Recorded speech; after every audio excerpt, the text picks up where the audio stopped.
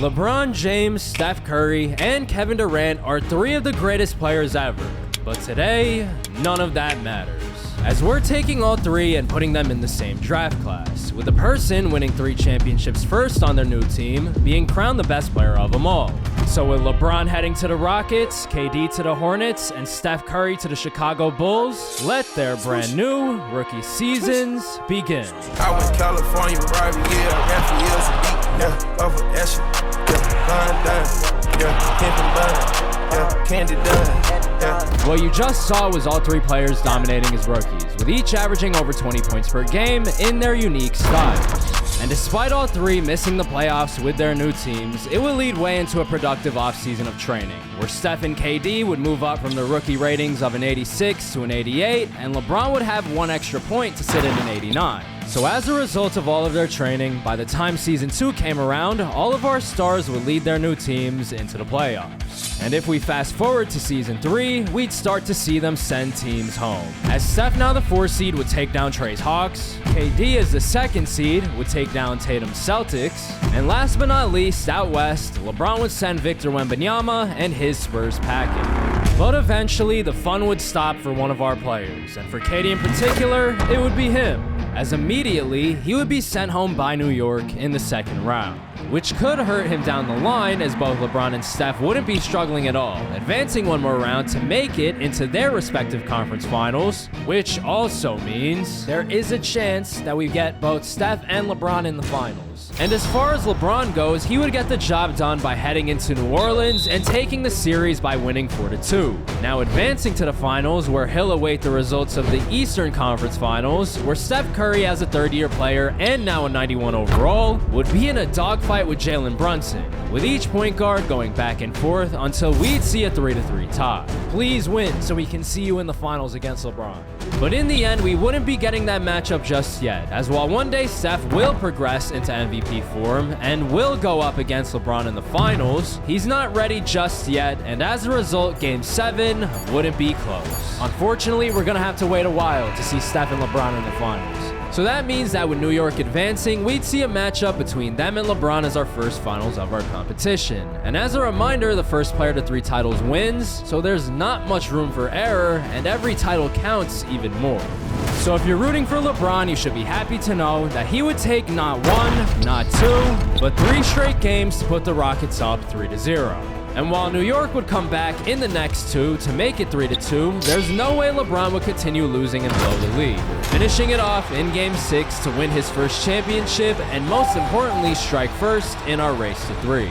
But if you're rooting for Steph or KD, don't give up on him just yet, and here's why. In KD's case, he's fortunate enough to play with LaMelo Ball, who's one of the best sidekicks that any of our stars will play with today, which would be best shown by the fact that the Hornets would make it to the 2028 finals up against the reigning champion Rockets and LeBron.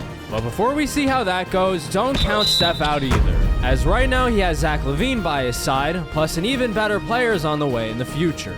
And that's not to mention that there's going to be a finals Game 7 down the line that goes down to the final moments and the final shot. Play the Chris Smooth music. Oh my god. But that's for later, so let's just focus in on the finals between LeBron James and Kevin Durant, where we would see the defending champs start off the series with a 2-1 lead. But don't give him the championship just yet, because while the Rockets are really good and definitely a contender, LeBron doesn't have a sidekick at the level of LaMelo. So when you combine his talents along with KD's, they would come back and win the next 2 to go up 3-2. Kevin Wayne Durant and LaMelo LaFrance Ball are 1 championship away, or 1 win away from a championship.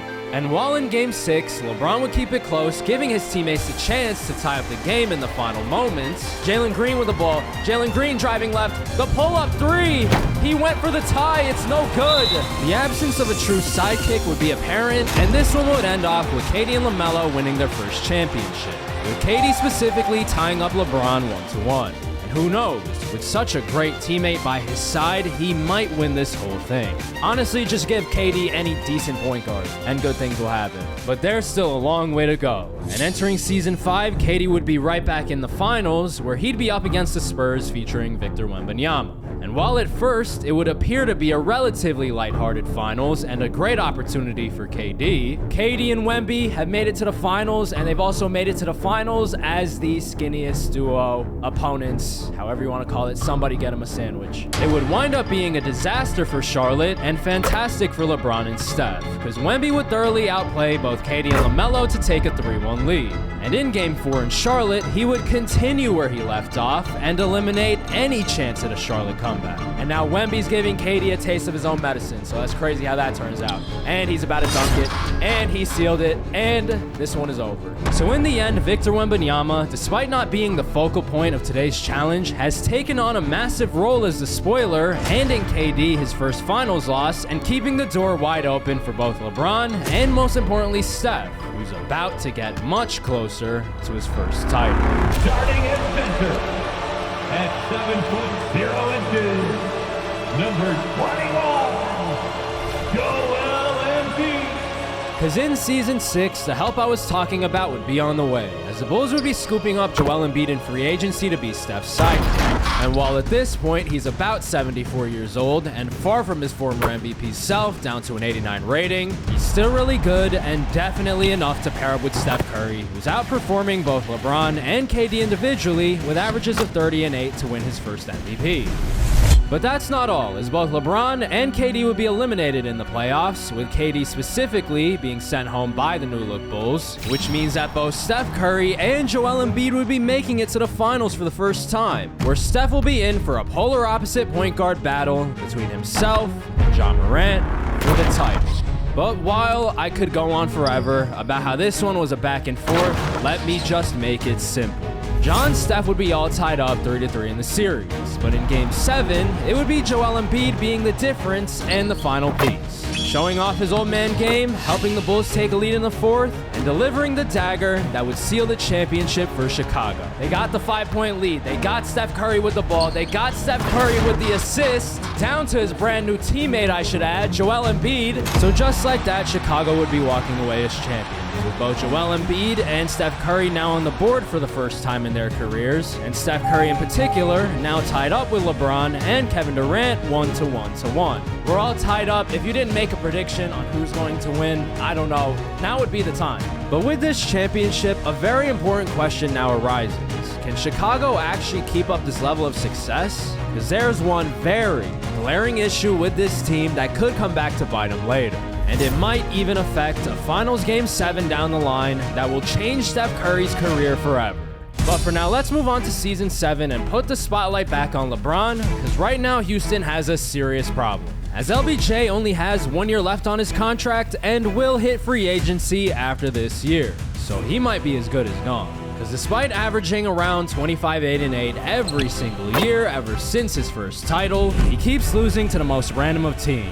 Take the Utah Jazz, for example. Solid squad, but definitely a surprise they'd be taking down the Rockets. So yeah, LeBron's probably leaving in the offseason. But before we find out where he goes, let's focus in on the Eastern Conference Finals, where we would see Kevin Durant and Steph Curry compete for a trip to the NBA Finals. Although this time, compete may be a stretch. As while the Steph Curry and Joel Embiid formula worked out last year, Joel is now at age 37. So when you compare that to LaMelo Ball, who's in the middle of his prime, this one would be over quick, with the Charlotte Hornets now moving on to LA to challenge the Clippers for the title. And while KD would be up against another star wing, Jason Tatum, in his quest to become more like Kobe, has made it onto an LA team. He would be the one yelling out, "We did it," as he and LaMelo have won their second title as a duo, now putting them up even higher in the record books, and just one title away from KD winning this whole thing. But with this season over, we will be seeing a massive team change for Season 8, as LeBron will be declining his player option to become a free agent, which is basically a long way of saying that he's leaving Houston. Now heading down to New Orleans to become a Pelican, bringing hope to fans of a team without a title, and even more hope to his #1 fan. I honestly feel like if we had more people like LeBron James, we would have world peace. Money on your head, I get your bankroll. I wake your mammy and your daddy if you ain't know. I pull up acting with that in my raincoat. And what you just saw was LBJ averaging multiple career highs to average a triple-double and win his first MVP. And that stat boost could be caused by how different the Pelicans are as a team to the Rockets, as their team top to bottom was much more balanced compared to the Pelicans, whose role players are older, requiring LeBron and his new sidekick Paolo Banchero to carry on more of the load. But either way, the Pelicans are championship contenders, and they would start off their playoff run by defeating LA, OKC, and Utah to make it to the finals. And as far as his potential opponent goes, we'd see Kevin Durant and Steph Curry battle it out in the second round out east. And if you haven't noticed, the Bulls have dropped a couple seeds down all the way to 5th, which isn't horrible and still can be a contender. But the reason why this happened in the first place would be the absence of Joel Embiid, who retired in the offseason, leaving Steph with no sidekick and a bunch of role players by his side. So until that changes, he's 100% the underdog. But with there being real-life proof of Steph Curry's ability to carry role players, don't root against him just yet, as he'd be shocking the Hornets by winning the series 4-2, stunning the NBA world and seizing all the momentum for the rest of the postseason, as he's heading to the finals for his first matchup with LeBron. It took almost a decade, but we're finally here, and just like in real life, we would have an intense back and forth that would be extremely close, as LBJ's athletic display and Steph's unlimited range would clash back and forth all the way until a Game 7. And while there have been other Game 7s here and there over the course of the last 8 years, for the first time, it would go down to the wire in the fourth quarter. Game 7 is super close, as eventually with 147 left, we would see a 2-point game, where either LeBron or Steph will walk away with their second title to tie up Kevin Durant. And most importantly, in the next 147, we're about to find out if it's better to leave your original team and search for a title, or if you'll be rewarded for sticking it out with your drafted squad. Steph with the screen by Patrick Williams. He's going to pull up from deep. It's off. Rebounded by Williams. The putback. It's in. We're tied. 140 left. LeBron with the ball, walking it up, being guarded by Saddiq Bey. How will he respond? Looks like Cole Anthony's coming off a screen. They don't get it to him. They're going into a pick and roll. LeBron stops, pops. Claxton in rebounding position. It goes the other way. Rebounded by Christie. Chicago on the break. Or actually, they're going to slow it down. They send a double team on Steph. Steph over to Patrick Williams. A huge three. 3-point game, 107. LeBron on the top of the key. Driving left, driving right. The crossover. Kicks it out. Cole Anthony for 3. We're tied up again. Now he has to guard Steph on the other end. Good luck. Steph about to get the screen from number 40. I'm sorry, if you're a real person, I will learn your name. That's Avicic. Oh, that's the dude who played for Kentucky. Over to Steph. Driving to the right. Between the legs. Splits the defense. The short jumper. Beautiful move. LeBron's going to bring it up. About 37 seconds left. Steph almost pokes it loose. LeBron with the spin. Over to Gary Trent. Gary Trent with the ball. Gary Trent over to Paolo. Contested. It's off. Rebounded by Steph. The right man for the job. Or maybe not. Are they going to get it to him? They do get it to him, and he's going to shoot free throws. Steph obviously made the first free throw. Second free throw's up, and it's in. New Orleans is going to call their last timeout. New Orleans, nowhere to go. No timeouts. The pass into Cole Anthony. Cole Anthony over to the corner. Gary Trent with a hand in his face. Cuts it down to 15.6.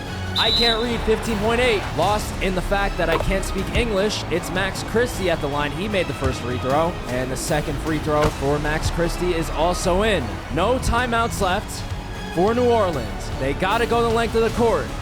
LeBron with the ball, the spin over to Paolo. Very contested. We have a tie game. What is happening right now? There's still plenty of time left on the clock, though. Paolo, you may be suffering from success, because there is plenty of time for a Steph Curry buzzer beater, game winner. Play the Chris Smooth music. Oh my God, I thought he was about to shoot it. Patrick Williams trying to have his moment. Bang! Bang! Oh my God! What a shot! So in the end, thanks to a clutch shot by Patrick Williams, who actually has been on the team even longer than Steph, Chicago is ripping the title away from the LeBron and Paolo duo to give Steph his second title to tie him up with Kevin Durant. And the impact of that shot would be felt for years to come. Because if we fast forward 2 seasons into the future, we would see an improved Pelicans team with a few new role players. And when you combine it with the talents of LeBron plus Paolo, the Pelicans would make it all the way to the finals, where they would use the Bucks as a stepping stone to a Pelicans title, now giving us a 3-way tie at 2 championships each. And when you really think about it, the duo of LeBron and Paolo has to be the best that we've seen today. But the best shot of the day would ultimately be more important and ultimately be the difference. Because in season 11, the Bulls would return to the finals with Steph, of course, leading the charge. And now with the help of Jalen Williams, who despite being over 30 would still be averaging 20 plus points per game, the Suns would stand no match for the Bulls, giving Steph his 3rd title, walking away with one of the most narrow victories in the history of the channel. So for today, we can say that he was the best out of all 3 of our stars. But you do have to wonder, if Patrick Williams didn't hit that buzzer-beating 3, would it have been LeBron as the winner instead? Well, that's why we're giving him a shot at redemption, as next up, he'll be in the same draft class as both Michael Jordan and Kobe Bryant. If all 3 of these legends were drafted at the same time, will LeBron be able to redeem himself? To find out the answer to that question, click the video on the screen.